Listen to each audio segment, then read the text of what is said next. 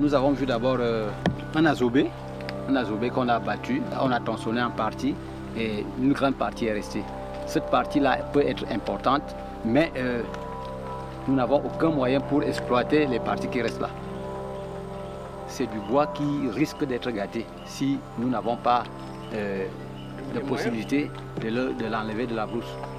Nous pourrons couper en petits morceaux pour que soit on fait des cendriers, soit on peut exploiter. C'est déjà beaucoup d'espoir que nos sœurs et frères canadiens qui sont arrivés puissent eux-mêmes ont vu.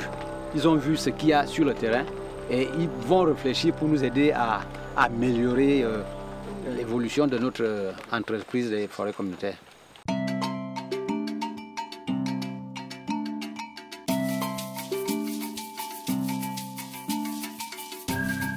Tropical forests are the lifeblood of many communities around the world.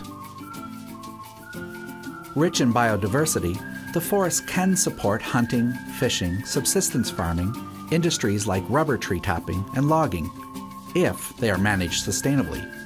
If not, the environment is at risk, and so too is the economic and social future of the people that depend on these forests.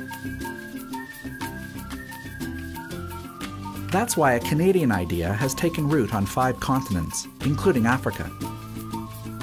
It's the model forest approach to managing natural resources.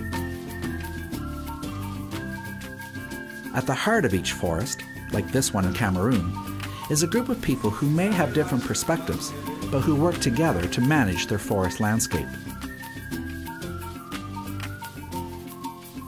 In Cameroon, this community stewardship is supported by the International Model Forest Network and the African Model Forest Network, community groups, governments, local businesses and non-profit organizations, including CUSO International.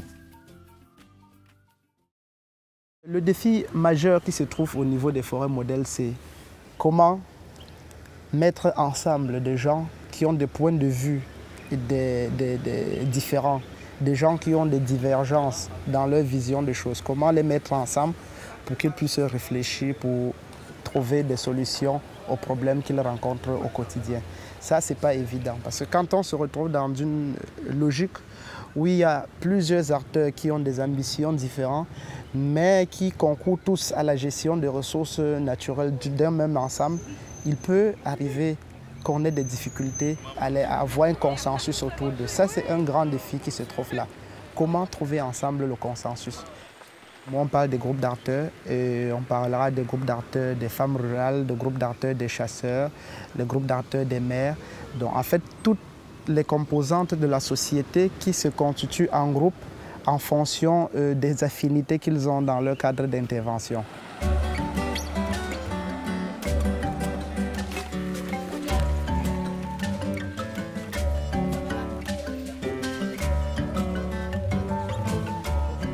CUSO International volunteers are helping loggers, farmers, governments, the private sector and community groups work together to develop a common plan to achieve social benefits, ecological conservation and economic opportunity.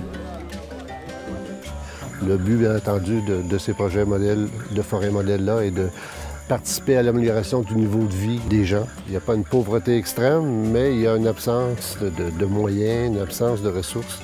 Et selon les forêts communautaires, on a des objectifs d'augmenter le niveau de revenus des gens. Donc, comment former des petites entreprises qui, à l'intérieur soit des forêts communautaires ou à l'intérieur des autres sites de la région, vont développer justement soit des entreprises agricoles. Ça peut être aussi de l'écotourisme. Il y a des projets de développement d'écotourisme dans la région. Alors, toutes ces plateformes-là essaient de travailler de concertation pour améliorer le sort de la population actuelle et en devenir. Environmental sustainability is at the core of a model forest, but it is also about people. The volunteers and local citizens are sowing economic opportunity today that can also yield ecological benefits tomorrow. Tout ce qu'on a d'abord vu, c'était couper le bois, le vendre et avoir des revenus. Bon, mais avec le temps, la pensée a évolué parce que l'exploitation du bois coûte cher. Il faut avoir le matériel, il faut avoir l'expertise, ce que les communautés n'ont pas. C'est pour ça que, toujours avec les ONG, ils nous ont permis de penser, de réfléchir autrement, d'essayer d'élargir en faisant des forêts communautaires des entreprises forestières. Il y a des responsables de pêche, de chasse. Tout cela a été organisé. Et avec l'appui des volontaires qui sont arrivés, ils sont en train vraiment de nous aider à mettre ça sur pied. Nous sommes sous un jeune prunier. C'est un arbre fruitier qui produit des fruits qu'on appelle les prunes, très nourrissants. Ça veut dire que quand nous parlons de reboisement, c'est des arbres fruitiers et tout qu'on veut remettre dans les parties où nous avons ouvert là. C'est un avocatier qui a des fruits, qui a déjà produit. C'est vraiment incroyable d'être avec eux dans la forêt parce que eux, ils connaissent toutes les essences, ils connaissent toutes les plantes. Donc on voit vraiment que c'est le peuple d'ici qui connaît vraiment bien leur forêt. C'est une herbe qu'on se traite avec après la morsure d'un serpent. Donc ça ne nous demande même plus d'aller à l'hôpital quand on a ça. Même en brousse comme ça, on se traite là, ça va. Donc ce soir, Achille, on vous prépare un sauce spaghetti avec des champignons.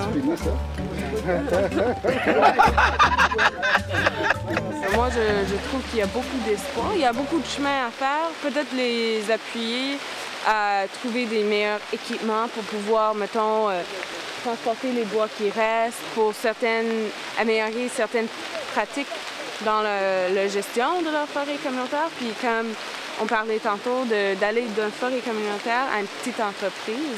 Moi, je me considère très chanceuse d'être ici, puis travailler avec eux parce qu'on voit en les rencontrant, puis en ayant cette opportunité de vraiment marcher en forêt, on voit que c'est des gens motivés.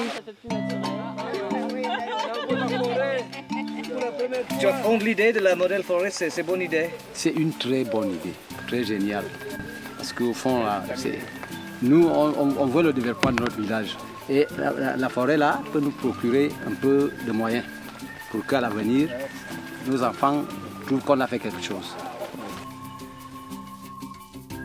Moi, j'ai toujours dit à mes frères et sœurs, mes parents, qu'il y a espoir.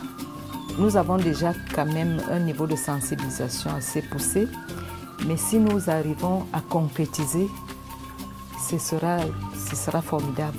Parce que c'est des activités qui seront réelles, il y aura des revenus réels et nous allons réaliser des choses réelles. Les gens n'auront même plus à s'évader, quitter le village pour aller en ville, parce qu'ils auront tout sur place.